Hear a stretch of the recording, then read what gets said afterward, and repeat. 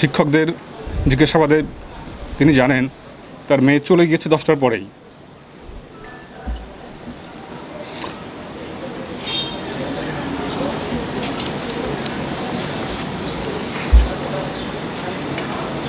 আপনারা জানেন গত 29শে এপ্রিল জাস্ট দুদিন আগেই কুমিল্লা জেলার সদর দক্ষিণ থানাধীন এলাকায় একটি শিশু মেয়ে সন্তানকে নৃশংসভাবে ধর্ষণ এবং হত্যাকাণ্ডের ঘটনা ঘটে। হৃদয় বিদারক এই ঘটনাটি সামাজিক যোগাযোগ মাধ্যম এবং প্রিন্ট ইলেকট্রনিক মিডিয়াতে ব্যাপকভাবে প্রচারিত হয় এবং দেশব্যাপী আলোচনার সৃষ্টি করে। বিষয়টি আমাদের নজর আসার সাথে সাথেই আমরা এ বিষয়ে তদন্ত শুরু করি এবং অপরাধীকে দ্রুততার সাথে আমরা আইনের আওতায় নিয়ে আসার জন্য কাজ শুরু করি। এরই ধারাবাহিকতায় গতকাল রাত আনুমানিক 11টায় আমরা চাঁদপুরের শাহরাস্তি থানাধীন এলাকা থেকে আমরা অপরাধী যে অভিযুক্ত ধর্ষণ এবং হত্যাকাণ্ডের ঘটনায় মফিজুল ইসলাম প্রকাশ মফুকে আমরা গ্রেফতার করতে সক্ষম হই। প্রাথমিক জিজ্ঞাসাবাদে তিনি এই ধর্ষণ এবং হত্যাকাণ্ডের ঘটনার সাথে সম্পৃক্ত থাকার বিষয়ে আমাদের স্বীকার করেছেন এবং এই বিষয়ে বিস্তারিত জবানবন্দি দিয়েছেন। স্থানীয় সূত্রে জানা যায় ভিকটিমের পিতা সংযুক্ত আরব আমিরাত প্রবাসী এবং মাতা গৃহিণী এবং ভিকটিম শিশু মেয়েটি একটি স্থানীয় স্কুলেই ক্লাস 3তে অধ্যয়নরত ছিল। এই গ্রীষ্মের এই তাপদাহে স্কুলের সময় সকাল 7টা থেকে 10টা পর্যন্ত ছিল এবং ওই দিন সকালে মেয়েটি স্কুলে যায়। সকালে 11টা বেজে যাওয়ার পরেও যখন সন্তান বাসায় ফেরেনি তখন মা চিন্তিত হয়ে পড়ে এবং মেয়ের খোঁজে বের হয়ে যায়। রাস্তায় কোথাও না পেয়ে মা সন্তানের খোঁজে স্কুলে চলে যায় এবং শিক্ষকদের জিজ্ঞাসাবাদে তিনি জানেন তার মেয়ে চলে গিয়েছে 10টার পরেই।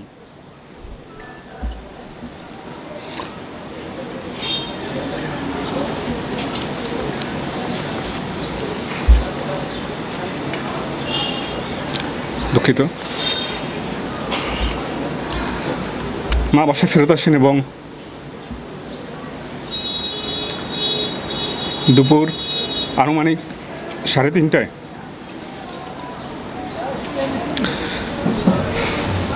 জনৈক ব্যক্তি জানান তার মেয়ের লাশ পাওয়া গিয়েছে একটি ধানের জমিতে। মা দ্রুততার সাথে ছুটে যান এবং লাশটি তার মেয়ের বলে শনাক্ত করেন।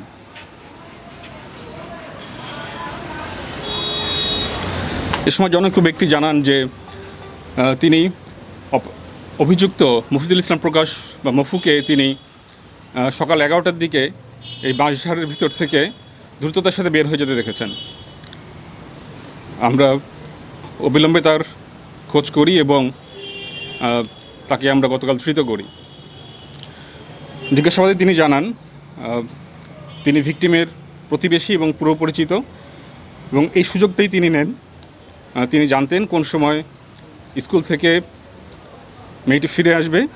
তিনি রাস্তার পাশেই ছিলেন এবং ফেরত আসার পথে আনুমানিক 11:15টার দিকে তিনি মেয়েটিকে তুলে নির্জন স্থানে নিয়ে যান এবং পাশবিক নির্যাতন করেন এবং নির্যাতনের এক পর্যায়ে তিনি মেয়েটি চিৎকার করলে তাকে মুখ এবং গলা চিপে তাকে হত্যা করেন। হত্যাকাণ্ডের পরে তিনি বাসায় ফেরত যান এবং যখন তিনি জানতে পারেন ডেড বডি পাওয়া গিয়েছে এবং বিষয়ে মামলা হয়েছে, তিনি কুমিল্লা ত্যাগ করে সন্ধ্যায় চাঁদপুরে চলে যান।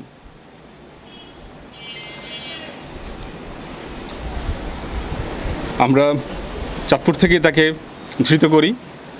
আমরা প্রাথমিকভাবে জানতে পেরেছি তিনি একজন মাদকসেবী। বাইরে তিনি টুকটাক রাজমিস্ত্রির কাজ করেন, জোগালির কাজ করেন এবং নিয়মিত তিনি গাঁজা সেবন করেন। র্যাব 11 সবসময় সামাজিক যে কোনো অপরাধ দমনের ক্ষেত্রে বদ্ধপরিকর এবং আমরা আশা করি এই ঘৃণ্য অপরাধী অতি দ্রুত তার শাস্তি পাবে। আপনারা দেখছেন মেঘনা টিভি, সত্যি সন্ধানে সবসময়। এছাড়া দেশ বিদেশের নিত্য নতুন খবর জানতে মেঘনা টিভির ফেসবুক পেজ facebook+meghna tv.vd তে লাইক দিয়ে আমাদের সাথেই থাকুন।